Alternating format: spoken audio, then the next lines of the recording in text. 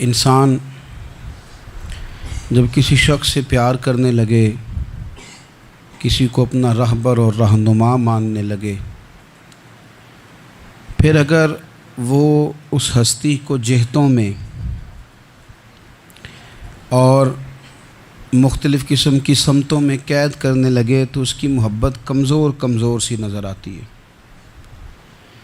کہے کہ مجھے فلاں سے پیار ضرور ہے، پر اتنا ہے، اتنا نہیں ہے، اس حد تک ہے، اس سے آگے نہیں ہے، اتنا کروں گا، اس سے آگے نہیں جاؤں گا، اتنی بات مانوں گا، اس سے زیادہ نہیں مانوں گا، تو محسوس ہوتا ہے کہ اس شخص نے محبت کی نہیں۔ محبت تو اطاعت پر مجبور کر دیتی ہے، محبت تو انسان کو مجنون بنا دیتی ہے۔ اللہ کے پیارے رسول صلی اللہ تعالیٰ علیہ وآلہ وسلم کی محبت ہم پر ضروری قرار دی گئی۔ جس طرح حدیث پاک میں یہ فرمایا گیا نا کہ تم اتنی دیر تک مومن نہیں ہو سکتے جب تک ہر چیز سے بڑھ کر، ہر شخص سے بڑھ کر نبی پاک علیہ السلام سے پیار نہ کرو، اسی طرح قرآن مجید نے فرمایا کہ فلا و ربک، اے محبوب ہمیں آپ کے رب کی قسم، اے محبوب آپ کے رب کی قسم، لا یؤمنون حتی یحکموک فیما شجر بینہم، یہ اس وقت تک مومن نہیں ہو سکتے جب تک اپنے ہر معاملے میں آپ کو حاکم تسلیم نہ کر لیں۔ یہ آپ کو حاکم تسلیم کر لیں، ہر بات میں آپ کا حکم ماننے لگیں تو آپ کا رب پھر ان کو مومن مانے گا۔ ہر معاملے میں، نماز پڑھنے میں بھی نبی پاک کا حکم ماننا ہے، اور شادی کرنے میں بھی نبی کریم کا حکم ماننا ہے، روزہ رکھنے میں بھی حضور کا حکم ماننا ہے، اور تجارت کرنے میں بھی نبی کریم علیہ السلام کا حکم ماننا ہے۔ جس طرح ہم لوگوں نے نوافل پڑھنے میں، تلاوت کرنے میں رسول کریم علیہ السلام کی بات کو سننا ہے، اسی طرح ہم نے فیصلے کرنے میں، کچہری میں جانے میں، عدالت میں پہنچنے میں، وہاں بھی ہم نے نبی کریم صلی اللہ تعالیٰ علیہ وسلم کی بات پر ہی غور کرنا ہے، اور سرور کائنات علیہ السلام کو ہر معاملے میں از اول تا آخر اپنا حاکم تسلیم کرنا۔ جب ہم اس مفہوم کو سادہ لفظوں میں لیتے ہیں نا کہ ہر معاملے میں حضور سید عالم صلی اللہ علیہ وسلم کا قول فیصل ہوگا، تو پھر ہم کہتے ہیں کہ دنیا میں جب نظام مصطفیٰ نافذ ہو پھر حضور کا قول فیصل ہے۔ یعنی جس طرح حضور کی بات مسجد کے ممبر سے مانی جا رہی ہے، اسی طرح پارلیمنٹ میں بھی اسی طرح حضور کی بات کو تسلیم کیا ہے۔ جس طرح نبی پاک علیہ الصلاۃ والسلام کی بات کا نفاذ ہم نماز روزے کے معاملے میں غور سے سنتے ہیں، مسئلہ پوچھتے ہیں، باریک ہو کے چلتے ہیں، اسی طرح جب جج فیصلہ کرے تو پھر بھی اس نے رسول اللہ صلی اللہ علیہ وسلم کے دین کو ہی دیکھنا ہے۔ نظام مصطفیٰ صلی اللہ علیہ وسلم جب نافذ ہوگا، دنیا میں حضور کا قانون جب نافذ ہوگا تو پھر ٹھنڈی ہوا چلے گی۔ مسلمانوں کا یہ مسئلہ ہے کہ یہ نبی پاک سے پیار تو کرتے ہیں اور الحمدللہ بڑا کرتے ہیں، لیکن یہ پیار کو جہتوں اور سمتوں میں قید کرتے ہیں۔ یعنی مسجد میں آ کے درود شریف پڑھتے وقت اگر حضور کے غلام ہوتے ہیں تو فیصلہ کرتے وقت اور اپنے حق میں فیصلہ سنتے وقت، اس وقت بھی ہمیں نبی پاک کا ہی غلام ہونا چاہیے۔ ہمیں ووٹ لیتے وقت بھی حضور کے غلام اور ووٹ دیتے وقت بھی نبی پاک صلی اللہ علیہ وسلم کے غلام۔ جب تک نظام نافذ نہیں ہوتا، نظام، یورپ کو آپ کی نماز سے تکلیف ہی کوئی نہیں، تو نماز پڑھنے کے لیے مسجدیں بنانے کی اجازت دیتے ہیں، قرآن پاک جتنا مرضی آپ وہاں پڑھیں وہ اجازت دیتے ہیں، آپ زکاتیں دیں جتنی مرضی، وہاں سے لوگ چندے اکٹھے کر کے یہاں نہیں لے آتے، کریں جو مرضی۔ ان کو آپ کی نہ نماز سے پریشانی ہے، نہ مسئلہ زکوٰۃ سے پریشانی ہے، نہ صوم و صلات سے مسئلہ ہے، ان کو تو مسئلہ یہ ہے کہ کچہری میں کہیں نبی پاک کا دین نہ آ جائے، ان کو تو مسئلہ یہ ہے کہ کہیں پارلیمنٹ میں حضور کا دین نہ آ جائے۔ دو قومی نظریے کیا ہیں اور نظریہ پاکستان کیا ہے جس کی بنیاد پر پاکستان بنا؟ بڑے ٹھنڈے دل سے میری بات کو سمجھیے گا۔ پاکستان اگر اچھی سڑکوں کے لیے، ترقی کرنے کے لیے بنا تھا تو یہ ترقی ہندوستان میں رہ کے بھی ہو سکتی تھی۔ انڈیا والے کہتے ہیں کہ ہم نے ترقی نہیں کرنی، کچی سڑکوں پہ چلنا ہے، ہم نے ٹیکنالوجی نہیں بنی، یہ کام وہاں بھی ہو سکتا تھا۔ اگر آپ یہ کہیں کہ پاکستان جمہوریت کی مضبوطی کے لیے بنایا تھا کہ ڈکٹیٹر کوئی نہیں آئے گا، صرف جمہوری قوتیں کام کریں گی، تو جمہوریت میں تو انڈیا بظاہر آگے نکل گیا ہے، ان کی جمہوریت تو زیادہ اچھی نظر آتی ہے، کبھی ڈکٹیٹر نہیں آیا۔ آپ نے پاکستان کیوں بنایا؟ اگر آپ نے یہی کام کرنے تھے، فحاشی اور یانی اور جو مرضی جس کے من میں آئے کرے، اور کوئی فرق نہ ہو یہاں کے اور وہاں کے کلچر میں، رشوت خوری، بھتہ خوری اور ناجائز فروشی، سارے کام اگر ہونے تھے تو یہ کام وہاں بھی ہوتے ہیں۔ پاکستان کیوں بنا؟ کیوں اتنی ساری 40,000 لوگوں نے اپنی جانوں کی قربانیاں دیں؟ دنیا کی سب سے بڑی ہجرت ہوئی ہے، سب سے بڑی، جب پاکستان بنا۔ یہ سب سے بڑی ہجرت تھی، اتنی بڑی ہجرت ہی کبھی نہیں ہوئی۔ کیوں اتنا کچھ ہوا؟ وہ اس لیے ہوا کہ ہمیں بتایا گیا تھا کہ وہاں نہ سوشلزم، نہ وہاں خالی جمہوریت کا راگ الاپا جائے گا، بلکہ ایک بلند نعرہ لگایا گیا تھا۔ نعرہ کیا تھا؟ پاکستان کا مطلب کیا؟ پاکستان کا مطلب کیا؟ لا الہ الا اللہ محمد رسول اللہ صلی اللہ علیہ۔ یہ عنوان بنایا گیا۔ غریب آدمی کو بتایا گیا کہ جب پاکستان بنے گا تو وہاں حضور کا نظام نافذ ہوگا، جاگیردار کی اور غریب کی تفریق ختم ہوگی۔ جس طرح امیر کے بچے کو کالج میں داخلہ ملے گا، غریب کے بچے کو بھی ملے گا۔ وہاں بتایا گیا کہ لوگ وہاں ہر لحاظ سے اپنے آپ کو برابر سمجھیں گے۔ وہاں وہی بات ہوگی جو جناب صدیق اکبر کرتے تھے، وہاں وہی جملے دہرائے جائیں گے جو حضرت عمر فرماتے تھے، وہاں اسی طرح غریب پر سخاوت کی جائے گی، اسے دیا جائے گا جس طرح حضرت عثمان غنی کرتے تھے، وہاں اسی طرح فقر کا دور دورہ ہوگا، سادگی کا حسن ہوگا، اپنائیت کا نور ہوگا جو مولا علی شیر خدا نے عطا فرمایا تھا۔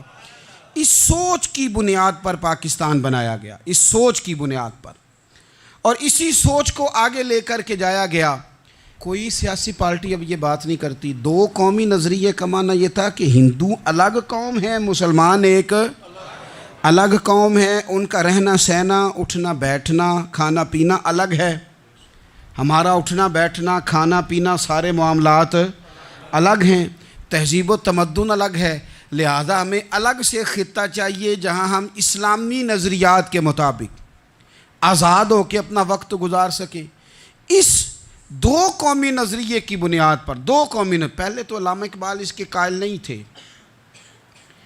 علامہ اقبال کا پہلے خیال یہ تھا کہ سارے جہاں سے اچھا ہندوستان ہمارا، یہ اقبال نے لکھا تھا۔ پھر اقبال کہتے ہیں میری سوچ بدلی، اور پھر میں نے کہا کہ نہیں، خطوں کے زور پہ نہیں، آپ رنگ نسل کے زور پہ نہیں، بلکہ کہنے لگے کہ اپنی ملت پر قیاس اقوام مغرب سے نہ کر، خاص ہے ترکیب میں قوم رسول ہاشمی۔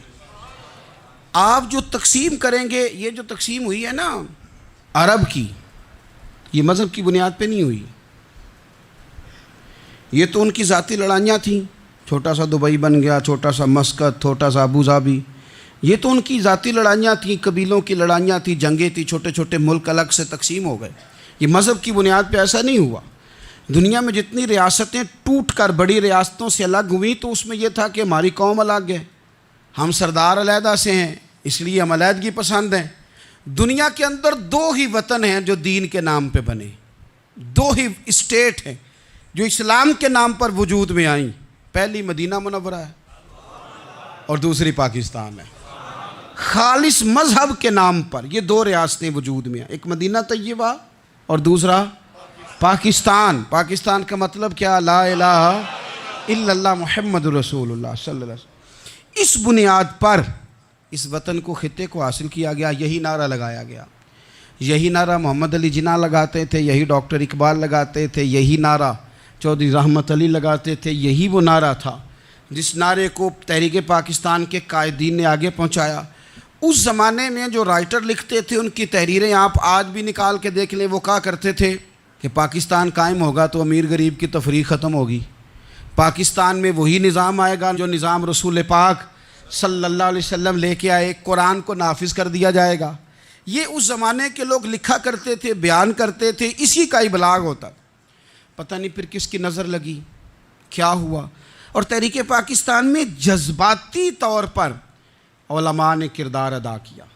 علماء نے، حضرت مولانا عبدالحامد بدایونی، حضرت مولانا سید نعیم الدین صاحب مراد آبادی، حضرت مولانا عبدالعلیم صاحب میرٹھی، اور ایک بڑا نام امیر ملت حضرت پیر سید جماعت علی شاہ صاحب محدث علی پوری، 100 سال سے زیادہ عمر کے بابا جی تحریک پاکستان کے لیے جلسے ہو رہے ہیں۔ بابا جی سے اٹھا نہیں جاتا، تو جس طرح 4 لوگ چارپائی پہ جنازہ اٹھاتے ہیں، اس طرح 4 لوگوں نے چارپائی پہ بابا جی کو اٹھایا ہوا ہے، امیر ملت سید زادے، اور چارپائی ان کی اٹھا کے جلسوں میں لے جائی جاتی ہے، اور وہ تقریریں کرتے ہیں اور کہتے ہیں سنو بھائی، جو مسلم لیگ کو ووٹ نہیں دے گا پھر ہم اس کا جنازہ بھی نہیں پڑھائیں گے، جو ووٹ نہیں دے گا ہم دفن بھی نہیں ہونے دیں گے اپنے قبرستانوں میں، جو ووٹ نہیں دے گا ہمارا مرید ہی نہیں۔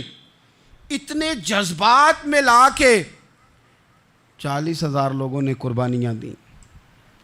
ایک نظریہ تھا کہ ہندو الگ قوم ہے، مسلمان ایک، اور پھر پاکستان بنایا گیا۔ آج کیا دھما چوکڑی ہے، کیا ذاتوں پاتوں کی بنیاد پر؟ یہ تو ہندوؤں کا طریقہ تھا کہ وہ ذاتیں پاتیں گنتے تھے کہ یہ برہمن ہے، یہ شوتری ہے، یہ کھتری ہے، یہ فلانا ہے، یہ ہمارے گھر نہیں آ سکتا، یہ نیچ ہے۔ اور اگر آج اس ملک میں بھی الیکشن ذات کی بنیاد پہ لڑا جائے، اور یہاں بھی صرف اس لیے سپورٹ کیا جائے کہ یہ میری برادری کا ہے، صرف اس لیے سپورٹ کیا جائے کہ میرا قبیلہ ہے، پہلے دیکھا جائے کہ یہاں کون سی برادری مضبوط ہے تو اس کینڈیڈیٹ کو ٹکٹ دیا جائے، تو پھر کیا آپ نے وطن بنا کے کیا کمال کیا؟ تو اس کا ایک نظریہ ہے۔ کیا نظریہ ہے؟ کہ مسلمانوں کا رہنا، اٹھنا، بیٹھنا، کھانا پینا الگ ہے۔ دیکھو ایک سادی سی بات ہے، یا آپ نے داڑھی رکھنی ہے، مونچھیں رکھنی ہے، تو اس پر بھی نبی پاک صلی اللہ علیہ وسلم نے کہا کہ الگ سے تمہاری شناخت ہونی چاہیے، الگ سے۔ فرمایا تم نے یہودی چونکہ مونچھیں بڑی رکھتے تھے، فرمایا تم نے داڑیاں بڑی کرنی ہیں، مونچھیں پست رکھنی ہیں، یہودیوں کی مخالفت کرنی ہے۔ یہ لفظ ہیں حدیث میں ساتھ۔ سادی سی بات ہے نا، پگڑی باندھنی ہے، باندھ لے کوئی آدمی۔ ہمارے پنجاب میں لوگ پگڑی بھی کہہ دیتے ہیں، صافہ بھی کہہ دیتے ہیں، کلہ بھی کہہ دیتے ہیں، جو جس کے من میں آیا، لیکن حضور نے تاکید لگائی، فرمایا خاص ہے یہ بھی، یہ اسلام کا کلچر ہے، کلچر الگ سے ہے۔ فرمایا یہودی بغیر ٹوپی کے سر پہ پگڑی باندھتا ہے، تم نے پہلے ٹوپی پہننی ہے پھر پگڑی باندھنی، یہودی کی مخالفت کرنی۔ یہ الگ کلچر ہے، الگ تہذیب ہے مسلمانوں کی، خاص ہے ترکیب میں قوم رسول ہاشمی۔ آپ کی عدالت میں وہ والا نظام نہیں ہوگا جو امریکہ میں ہے، آپ کی عدالت میں وہ والا نظام نہیں ہوگا جو برطانیہ میں ہے، آپ کے پارلیمنٹ میں وہ نظام نہیں چلے گا جو یورپ کا، برطانیہ کا، فلانے کا ہے۔ آپ کی پارلیمنٹ میں، آپ کی عدلیہ میں وہ نظام چلے گا جو قرآن کا ہے اور رسول اللہ کے فرمان کا ہے۔ یہ نظریہ تھا، نظریہ۔ اب اس نظریے کی لوگ بات ہی نہیں کرتے، عوام بھی نہیں کرتی، بالکل نہیں۔ میں بڑی دیر سے رو رہا ہوں، بہت سارے بڑی بڑی گدیوں کے پیر بھی نہیں کرتے۔ ان کو پتہ ہے کہ اگر نظام مصطفیٰ نافذ ہوتا ہے تو مجھے بھی بتانا پڑے گا کہ 80 مربع کہاں سے آئے، مجھے بھی بتانا پڑے گا کہ یہ جو میں 1.25 کروڑ کی کار میں گاڑی میں گھومتا ہوں تو یہ کہاں سے آئی، حساب دینا پڑے گا۔ اور پھر جب پاکستان بن گیا، قربانیوں کے بعد بنا، آپ نے ناراض نہیں ہونا، میرا مہاجر فیملی سے تعلق ہے، جو عزیز رشتہ دار قریبی یہاں رہتے تھے نا، مقامی، وہ تو مہاجروں میں رشتہ داری نہیں کرتے تھے۔ صحیح کہہ رہا ہوں؟ کہتے مہاجر ہے، اچھا جی غیر مسلم ہے، جگہ نہیں دیتے تھے رہنے کو۔ میں کیسے آپ کو بات بتاؤں؟ پھر اس چھوٹی چھوٹی غلطیوں کو لوگوں نے ووٹ بنا کے بڑی بڑی قتل و غارت نہیں کی اس ملک میں۔ اتنا بڑا تکلیف والا منظر تھا۔ میرے دادا جی کی فیملی ساری پاکستان آئی تھی، دادی کی نہیں آئی تھی۔ 97 میں میری دادی کا انتقال ہوا، وہ آخری دن تک رویا کرتی تھی، کہتی تھی پتر پتہ نہیں میرے پرا ہیں ان کے فوت ہو گئے نے، پتہ نہیں میرا کوئی چچا ہے کہ سارے چلے گئے۔ کس لیے آپ نے، اگر یہی دھما چوکڑی سیاست کی کرنی تھی، ذات پات آپ نے رکھنی تھی، تو وہاں کوئی دکھ تھا؟ یہ تماشے تو وہاں بھی ہو رہے۔ وہ آخری دن تک رویا کرتی تھی۔ اب تو خیر آنکھیں بڑی جدید، ان کا آپریشن ہوتا ہے، تو ایک زمانے میں آنکھوں کا آپریشن ہوتا تھا، ڈاکٹر کہتے تھے لائٹ بند رکھو، سبز رنگ کی پٹی باندھو، 4 گھنٹے کے بعد دارو ڈالنا ہے آنکھ میں، ڈراپس ڈالنے۔ میں 4 گھنٹے کے بعد ان کی آنکھوں میں ڈراپس ڈالنے جاتا تھا، تو کبھی کبھی مجھے بٹھا لیتی تھیں، تو کہتی تھیں کہ پتہ نہیں کوئی بچا ہے کہ نہیں بچا، پتہ نہیں اب کوئی ہے کہ نہیں، پتہ نہیں کوئی ان میں سے ہوگا کہ نہیں. پتر میں تینوں دساں ساڈے پنڈ کس طرح دا ہوندا سی, میں تمہیں بتاؤں فلانی چیز. پھر جناح نے اعلان کیا تھا کہ ملک بن گیا. کہتی تھی ہم نے بڑا کہا اپنے رشتہ داروں سے کہ چلیں, پر وہ کہتے تھے یہ تو تھوڑے دنوں کی بات ہے, سب نے واپس آ جانا ہے. میں نے 2 دفعہ یہ ماحول دیکھا ہے اٹاری اسٹیشن پہ, واگا بارڈر پہ, ایئرپورٹوں پہ. ایک بھائی ادھر ہے, ایک ادھر ہے. اس طرح تڑپ کے روتے ہیں جب لوگ انڈیا پاکستان آتے جاتے ہیں. کیوں آپ نے یہ سارا کچھ کیا؟ صرف ایک نعرہ تھا کہ پاکستان کا مطلب کیا؟ لا الہ الا اللہ محمد الرسول اللہ. صرف ایک نعرہ تھا کہ یہاں ہم حضور کا دین لے کے آئیں گے. وہ دین تم لائے نہیں. انہی نوابوں, وڈیروں, چودھریوں کے ذمے تم نے کام لگا دیا. اپنے ملک میں حضور کے نظام کے لیے جد و جہد کریں. یہ بنا ہی نبی پاک کے نظام کے لیے. اس کا کوئی دوسرا حل ہو سکتا؟ کوئی حل نہیں. یہ حضور کے نظام کے لیے بنا ہے. 2-3 باتیں آپ کی خدمت میں عرض کرنی ہے جو آپ نے زیادہ غور سے سننی. سب سے پہلے تو پاکستان بدلنے کے لیے ضروری ہے کہ نظام مصطفیٰ کے لیے جد و جہد کی جائے, فکر حسینی اپنائی جائے, اور وقت کے ہر یزید کو للکارا جائے, اور للکار کر کے نظام کے لیے کوشش کی جائے کہ نظام مصطفیٰ اس ملک میں نافذ ہو. اس جد و جہد کو آگے بڑھایا جائے. وہی جد و جہد جو ہمارے بزرگوں کا قافلہ صدر الافاضل سید نعیم الدین مراد آبادی سے لے کر علامہ شاہ احمد نورانی صدیقی تک, اور آج کے اس دور کے اکابرین تک جو جد و جہد کرتا آیا ہے, اس جد و جہد کو اپنایا جائے. ہمارے منہ سے یہ لفظ نکلیں کہ ہمیں صرف مسجد میں دین نہیں چاہیے, کچہری میں بھی چاہیے. دیکھیں نا, کچہری میں دین نافذ ہو تو کس طرح ہوتا ہے. تراویح بڑی سونی حضرت ابی بن کعب پڑھایا کرتے تھے, قرآن بڑا سونا پڑھتے. تو حضرت عمر نے کہا یہ تراویحیں پڑھائیں گے. اب چونکہ قرآن اچھا پڑھتے تھے, اچھا سمجھتے تھے, تو حضرت عمر نے فرمایا چونکہ قرآن اچھا پڑھتے ہیں لہذا چیف جسٹس بھی انہی کو بنانا ہے, جن کو سمجھ ہو قرآن کیا کہتا ہے فلاں چیز کے بارے میں. تو قاضی القضاء جج بھی حضرت ابی بن کعب کو بنایا. حضرت عمر پر ایک بندے نے مقدمہ کر دیا, حضرت عمر نے انہیں قاضی بنایا ہے, مقدمہ کر دیا. جناب عمر پیش ہوئے عدالت میں. پہلے تو وہ اٹھ کے کھڑے ہو گئے, پھر اس کے بعد مدعی نے جناب عمر سے کہا کہ آپ گواہ دیں. حضرت عمر کے پاس گواہ نہیں تھے, تو اس نے کہا ٹھیک ہے پھر آپ قسم دیں. تو حضرت ابی بن کعب رضی اللہ تعالیٰ عنہ فرمانے لگے آپ کو امیر المومنین کے ساتھ یہ رویہ اختیار نہیں کرنا چاہیے. آپ امیر المومنین سے قسم کا مطالبہ کر رہے ہیں, آپ کو پتہ نہیں کہ یہ وہ ہستی ہے جن کی رسول پاک علیہ الصلوۃ والسلام نے گواہیاں دی ہیں کہ بڑے کام کے آدمی ہیں, ان کی فضیلتیں حضور نے بیان فرمائی ہیں. آپ امیر المومنین سے. حضرت عمر نے جناب ابی بن کعب کی طرف دیکھا. حمایت تو حضرت عمر کی کر رہے تھے نا, لیکن یہ نظام مصطفیٰ ہے, یہ حضور کا دین ہے. حضرت عمر فرمانے لگے آپ اس مقدمے کا فیصلہ کر لیں, بعد میں آپ کو معزول کر دیا جائے گا. یہ آپ نے کیا کہا کہ امیر المومنین سے مطالبہ نہ کریں؟ فرمایا میں جتنا مرضی بھی معزز ہوں تو نبی پاک کی قاعدے کے اندر نا, جو قانون حضور نے دیے میں اس کے اندر ہوں. کسی کا اعزاز اسے قانون سے باہر لے کر نہیں جاتا. میں قانون میں ہوں اور نظام مصطفیٰ کی سائے کے نیچے ہوں. سب سے پہلے تو نظام مصطفیٰ کا مطالبہ کریں. دوسرا میں آپ کو ایک بات عرض کروں, ایک ہوتا ہے گھر, ایک ہوتا ہے قبرستان. ایک ہوتا ہے گھر, ایک ہوتا ہے ڈیرا. ان دونوں میں فرق ہے. ہمارے حکمرانوں اور سیاستدانوں کے لیے پاکستان یہاں تو قبرستان ہے, یہاں ڈیرا ہے. اگر کوئی مر جائے تو یہاں لا کے دفن کر دیتے ہیں تاکہ پتہ چلے ہم یہاں کے باسی ہیں. یہاں ڈیرا, ڈیرا آپ کو پتہ ہے نا, پنجابی میں ڈیرا سمجھتے ہیں, فارم ہاؤس, بیٹھک, سمجھ میں آتا ہے نا مسئلہ. ڈیرے پہ نا لوگ مکان نہیں بناتے تھے, اچھا باورچی خانہ نہیں بناتے تھے, کیونکہ ڈیرے پہ سیاست کرنی ہوتی ہے. کوئی 2-4 بندے آئے, بیٹھے, چائے شائے پی, چلے گئے. رہائش جہاں ہوتی ہے وہاں سونے کے لیے, بیٹھنے کے لیے, آرام کرنے کے لیے, کچن, باورچی خانہ, کھانے پینے کے لیے, وہاں اپنے گھر والوں کے لیے بندہ بندوبست کرتا ہے. پاکستان کو تو ڈیرا بنایا ہوا ہے. یہاں تو یہ آتے ہیں ڈیرے داری کرنے کے لیے. سیاست کی 4 دن, لوگوں کو قائل کیا, الیکشن لڑا, جیت گئے تو رہ گئے, ہار گئے تو چلے گئے, اور جب جیتنے کے بعد بھی حکمران رہے تو رہے, نہ رہے تو چلے گئے. یہ تو ڈیرا ہے.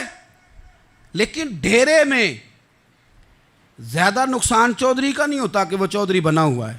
زیادہ ظالم وہ ہوتا ہے جو اپنے آپ کو کمی سمجھتا ہے, وہ نقصان کرتا ہے, چودھری کا بھی, چودھری کے بچوں کا بھی. وہ اسے تکبر میں مبتلا کرتا ہے، وہ اس کو کہتا ہے کہ تو بادشاہ سلامت، وہ اس کا دماغ خراب کرتا ہے۔ اس لیے شیخ سعدی کہتے تھے بہت سارے لوگوں کو ان کے مشیر تباہ کر دیتے ہیں کہ تو بلے بلے۔ تو پاکستان ان لوگوں کے لیے یا ڈیرا ہے یا قبرستان ہے، گھر تو میرا اور آپ کا ہے، لہذا ہم نے اسے گھر سمجھنا ہے، صرف اپنے گھر کو نہیں۔ ہماری گلی بھی ہمارا گھر ہے، ہماری سڑک بھی ہمارا گھر ہے، ہمارے پارک ہمارا گھر ہیں، پبلک پراپرٹی ساری ہماری ہیں۔ ہم نے حکمرانوں کا صرف انتظار نہیں کرنا، ہم نے ریپر دیکھ کے پھینکنا ہے کہ گھر ہمارا ہے، ہم نے سڑک پہ کچرا دیکھ کے پھینکنا ہے کہ گھر ہمارا ہے، ہم نے اس کے ذروں سے، اس وطن کی مٹی سے پیار کرنا ہے۔ اور یہ آپ چھوڑ دیں کہ سندھ میں فلانے کی حکومت ہے اور خیبر پختونخوا میں فلانے کی حکومت ہے، پنجاب فلانے کا ہے اور بلوچستان فلانے کا ہے، یہ باتیں آپ چھوڑ دیں۔ خیبر پختونخوا بھی درویشوں کا ہے، حضرت بابا عبدالرحمن کا ہے، پیر آف مان کی شریف کا ہے خیبر پختونخوا، سندھ حضرت عبداللہ شاہ غازی کا ہے، اور پنجاب بابا فرید کا ہے اور داتا علی اجویری کا ہے۔ تو میرے عزیز، سب سے پہلے تو نظام مصطفیٰ کا مطالبہ کریں، پھر اس کی صفائی میں، ستھرائی میں، تعمیر میں، ترقی میں اپنا کردار ادا کریں۔ تیسری بات یہ کہ لوگوں کو یہ بات سمجھائیں ایک دوسرے کو کہ بہت زیادہ خود غرض نہ بنیں، فقط اپنے گھر کی فکر چھوڑ دیں۔ یہ ملتوں کا طریقہ نہیں، قومیں اس طرح نہیں بنتی۔ فقط اپنے گھر کی فکر کرنا، ایسی ہوا چلی ہے کہ ہر شخص سوچتا ہے تمام شہر جلے بس ایک میرا گھر نہ جلے۔ یہ فکر چھوڑ دیں۔ دیکھیں نا، ہمیں بتایا گیا، نبی کریم صلی اللہ تعالیٰ علیہ وسلم کے فرمان نے بتایا کہ 40 گھر آگے، 40 گھر پیچھے، 40 گھر دائیں، 40 گھر بائیں، یہ تیرے پڑوسی ہیں۔ اور سخاوت تو کہاں سے شروع کر؟ حضور نے جناب ابو ذر غفاری سے فرمایا تھا کچھ نہ ہو سکے تو شوربہ ہی زیادہ پکا لیا کر، اسی سے پڑوسیوں کا بھلا کر۔ اپنے ارد گرد تھوڑا دیکھیں ہم کس کے کتنے کام آ سکتے ہیں، اور اگر کسی کے گھر میں کوئی پریشانی ہو تو اسے ختم کرنے کی کوشش کریں۔ اگر ہمارے دائیں بائیں کوئی آدمی کسی غلط چیز میں ملوث ہو تو دور کرنے کی کوشش کریں۔ کیوں بھلا؟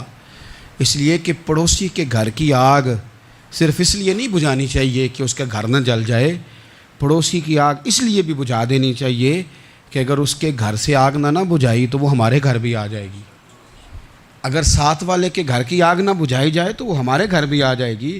اس لیے اس وطن میں جتنے گھر ہیں وہ سارے اپنے۔ ایک آخری بات آپ حضرات کی خدمت میں بڑی درد مندانہ میں نے عرض کر دی، درد مندانہ۔ اگر سیاستدان امیر کبیر ہمارا بھلا نہیں کرتے تو چلو ہم ہی ایک دوسرے کا بھلا کرنا شروع کر دیں، تھوڑا تھوڑا نفع کرنا شروع کر دیں۔ حضور علیہ السلام نے فرمایا لوگوں میں بہتر وہ ہے جو لوگوں کے لیے نفع مند ہو۔ اگر بہت زیادہ اونچے درجے کا افسر اگر ہمیں لگتا ہے اللہ ماشاءاللہ کہ وہ کرپٹ ہے، تو جہاں جہاں ہم بیٹھے ہوئے ہیں جس جگہ پہ، ان جگہوں پہ ہی ہم ایک دوسرے کا بھلا کرنے لگ جائیں۔ چلو مہربانی کرے ریڑھی والا یہ سوچ لے کہ میں نے وہ پھل نہیں لے کے جانا جو لوگوں کو بیمار کر دے گا، چلے سبزی والا یہ سوچ لے کہ یہ والی سبزی اب اتنی تباہ کن ہو گئی ہے کہ بیمار کرے گی، یہ کام۔ چلو میڈیکل سٹور والا ہی مہربانی کرے کہ میں نے دوائیں صرف وہ لے کے آنی ہیں جو فائدہ مند ہیں، جو دوائیں ایکسپائر ہو گئی ہیں جن میں کوئی مسئلہ بن گیا ہے وہ میں نے کام نہیں کرنا۔ اور چلو کریانے والا ہی مہربانی کر دے، وہ بیسن ہی صحیح لے آئے یار، وہ والا نہ بیچے جو لوگوں کے لیے نقصان کا باعث، وہ بوتلیں اصلی بیچے نقلی نہ بیچے، کیونکہ وطن ہمارا ہے۔ آپ یقین کریں کہ میں اوپر کی بات نہیں کرتا، نیچے تک حال اتنا خراب ہے کہ آگے آگے جو پھل دکھانے کو لگائے ہیں وہ اور ہیں، اور ان کے پیچھے جو پڑے ہیں وہ اور ہیں۔ اتنا عجیب منظر، اتنی عجیب۔ میں اب تو چلیں کچھ احباب مجھے سفر کرا دیتے ہیں، ایک زمانے تک میں کرائے کی گاڑی میں سفر کرتا تھا۔ ایک صاحب کو میں نے ایک دفعہ بتایا کہ مجھے شیخو پورہ جانا ہے، کتنی دیر رکیں گے؟ میں نے کہا کہ ظاہر ہے جلسہ ہے، فارغ ہوگا تو آ جائیں گے۔ تو شیخو پورہ والوں نے بھی مجھے شیخو پورہ بتایا تھا، تو وہاں جا کے پتہ چلا کہ 10 کلومیٹر اندر جانا ہے۔ انہوں نے بریک لگا لی وہیں پہ، کہنے لگے جی 10 کلومیٹر اگے جانا ہے تو پیسے نویں طے ہون گے۔ گل شیخو پورے دی ہوئی سی۔ تو میں کوئی ایسا مسئلہ نہیں تھا، میں ہنس پڑا، پریشان نہیں ہوا۔ میں نے کہا بالکل ٹھیک ہے، آپ صحیح کہہ رہے ہیں۔ یہ آپ کی بات بالکل بجا ہے، آپ نے جو کہا وہ درست کہا، لیکن یار میں نے تو یہی سنا ہے کہ یہ شیخو پورہ ہے، تو 10 کلومیٹر تک تو بہرحال ایک شہر ویسے بھی ہوتا ہی ہے، یہ تو نہیں ہوتا کہ اس کی ایک باؤنڈری ہے کہ 1 کلومیٹر کے اندر شہر بند ہے۔ لیکن میں نے کہا کہ تیری سوچ نے ایک بات مجھے، اس دوست کو میں نے سمجھایا، پیارے تھے، قائل کیا، اور میں نے کہا تمہاری سوچ سے ایک بات میری سمجھ میں آئی ہے کہ ہم بڑے خود غرض ہیں، ہمیں صرف ہمارے حکمران نہیں لوٹتے، بس ہاتھ نہ پہنچے تو انگور کھٹے ہیں، ورنہ اگر پہنچ جائیں تو کوئی ایک طریقہ ہونا چاہیے کسی بندے کو کسی جگہ نیچے لے کے آنے کا کہ او ہو 10 کلومیٹر آپ نے تو یہ کہا تھا، اب کیسے بات ہوگی؟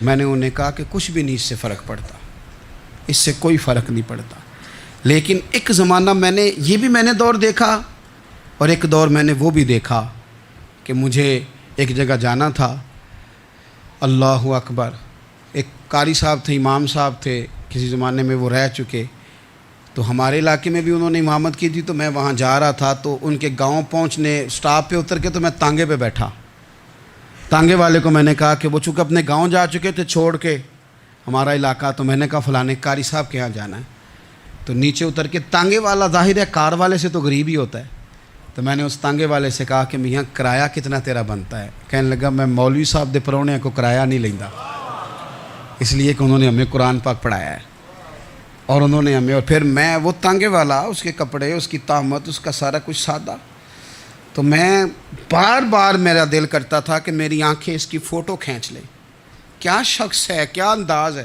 اور وہ مجھے کہنے لگا مولوی صاحب واپس کدوں کو جانا دے؟ میں نے ان سے کہا کہ میں نے نا جی شام کو ہی واپس لوٹ جانا ہے، تو کہنے لگے میں ڈیگر کو تک تہاڈا ویٹ کراں گا تے میں تانوں ڈیکاں گا، ایک سواری کٹ پاواں گا، میرا دل کردا ہے مولوی صاحب دا پرونا واپس بھی فری جائے، کیا اس کی آمدن ہوتی ہے تانگے والے کی۔ وہ بندہ بھی یاد رہ گیا، یہ بندہ بھی یاد رہ گیا، خدا را ہم یاد رہیں گے، مہربانی کریں آپ ایک دوسرے کا تھوڑا تھوڑا بھلا کریں، ایک دوسرے کی تھوڑی تھوڑی خیر کریں، ایک دوسرے کا تھوڑا تھوڑا نظریہ۔ ایک بندہ مجھے وہ بھی یاد ہے، بس میں بیٹھا تھا تو اس نے نا، ایک بوڑھی اماں نے اسے کہا کہ پتر میرے کو نا کرایہ 14 روپے تھا، تو اس نے کہا پتر میرے کو 10 ہی دے، تو اپنا اپنا رویہ ہوتا ہے، تو وہ کنڈکٹر جو تھا گاڑی کا، وہ کہنے لگا اماں جی اتر کے گا نہیں جے جانا؟ کہنے لگی پتر وے جانا ہے، پیدل ٹر جائیں گی، غریب ہے میرا پتر، زیادہ پیسے نہیں کماندا، تو 10 روپے ہی نے۔ تو وہ کلینڈر بھی مجھے یاد رہ گیا، اس نے 10 بھی اماں کو واپس کر دی، کہنے لگا اماں جی کوئی گل نہیں، ساری دیہڑی کمائی دے ہی نے، اللہ دیونے والا ہے، تسی پیدل نہ جاویو، اے 10 روپے رکشے والے نوں دئیو تاکہ تانوں گھر چ۔ او یار ایک ایک قطرہ اس ملک میں، ایک ایک آنسو کسی کا پوچھ لو، زیادہ نہیں، ایک ایک 2 آنسو پوچھو گے تو بڑے لوگ رونا چھوڑ دیں گے، ایک ایک 2 آنسو پوچھ لو گے تو بڑے لوگ ہیں رونا چھوڑ دیں گے۔ میں چونکہ غور سے چیزوں کو، میرا حافظہ بڑا اچھا ہے تو میں دیکھتا رہتا ہوں۔ میری ہمشیرہ کی شادی تھی تو میں نے ایک فرنیچر والے سے بات کی، میں نے کہا بھائی اس طرح کر کے فرنیچر بنانا ہے، تو کہنے لگا گھر واسطے یا کسی تھی نوں دینا جے؟ وڈیرے بابا جی۔ میں نے کہا جی نہیں۔ کہنے لگا حضرت جی جویں دل کرے گا کر لیا جے، تیاں تہانیاں دا اونج بھی حصہ ہوندا ہے، تو میں بیٹیوں کے لیے او بھائی نہ کوئی اس میں کمی ہوئی، غریب آدمی تھا نہ میں نے کوئی کمی کی، ہو گئی بات، پر بابا تو یاد رہ گیا نا۔ او بھائی تھوڑا تھوڑا نا، یہ وطن ہمارا ہے، تیاں بھی سانجیاں ہوندیاں نے تے انہاں دے دکھ بھی سانجے۔ اسی بڑے چنگے لوگ جے، ساڈے وڈیرے سانوں اے نہیں سن کہندے فلانے دا جوائی ہے، وہ سانوں کہن سن اے ساڈے پنڈ دا جوائی ہے۔ اور چودھریوں کا بچہ بھی اتر کے سلام کر کے کہتا تھا پاجی تہاڈا بیگ میں نہ چالاں، گھر نہ چھڈ آواں، اپنا کلچر واپس لے آؤ، نہیں چاہیے ہمیں زیادہ موبائل، کونی ضرورت ہمیں ٹیکنالوجی کی، کونی اتنی لمبی چوڑی فوٹو کی، واپس آؤ۔ بیٹی اس پنڈ ہی ساڈی تھی ویائی ہے، اتھے جدو برات جائے گی تو اس تھی دا بھی تحفہ جائے گا، کیونکہ اتھے یہ واپس آ جاؤ، نہ اتنے جدید بنو کہ خود غرضی ہو، نہ یہ جملے بولو کہ میں ضرورت پڑے تو گدھے کو باپ بنا لیتا ہوں، اس طرح نہ کرو، اپنی ہی مٹی پہ چلنے کا سلیقہ سیکھو۔ کسی کے سنگ مرمر پہ چلو گے تو پھسل جاؤ گے۔ پیار بانٹیں، یہ وطن ہمارا ہے، ہم نے یہاں مل کے رہنا، چھوٹے چھوٹے تعاون ایک دوسرے کے ساتھ کرو گے تو وطن میں اخوت بڑھے، پیار بڑھے گا، للہیت میں اضافہ ہوگا۔